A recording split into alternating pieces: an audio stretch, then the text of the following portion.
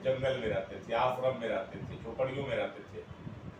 और वहाँ उन्होंने जो सबसे प्रमुख सनातन हिंदू धर्म का काव्य है, ग्रंथ है, उसकी रचना उन्होंने संस्कृत में श्लोकों के माध्यम से किया था। और उनके बारे में बोलना, जिस समय वो रचना किए थे उस समय इस्लाम धर्म ही नहीं था, मस्जिद था कहाँ वहाँ जहाँ वो किए था, ये नहीं था धर्म में नहीं, इस्लाम धर्म में नहीं हम करें कि मस्जिद में रखता हो। तो इनके ज्ञान की आवश्यकता है, रहे जेल में, तो जेल में कितना ज्ञान प्राप्त होगा, अपराधी है, सजा हुआ था, काहे के लिए जेल में थे। तो उन लोगों को जितना ज्ञान होगा उतना ज्ञान की बात बोलेंगे, वही ज्ञान उनके लिए जो है तो उस पार्टी के अंदर में ऐसा ही लोग हैं चरवाहा विद्यालय से निकले हुए और वही ज्ञान बांटते रहते हैं सबको। उस ज्ञान की आवश्यकता इस देश को नहीं है, वो ज्ञान अपने पास रखें। इस देश के लोगों को एक से एक महान तपस्वी, ज्ञानी, ऋषि, मुनि हुए हैं और जिनका ज्ञान लोग जानते हैं, ग्रहण करते हैं। सर, मुख्यमंत्री नीतीश कुमार का एक और बयान जो आया निकल के कह रहे हैं कि विपक्ष के लोगों को भी वो आगाह कर रहे हैं कि इस बार जो है लोकसभा चुनाव 2024 में होने वाला है वो 2023 में ही हो जाएगा।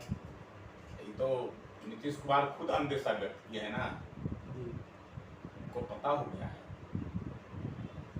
वह जो महागठबंधन चल रही है वो बिखरना शुरू हो गया। जीतन राम मांझी अलग हो गए,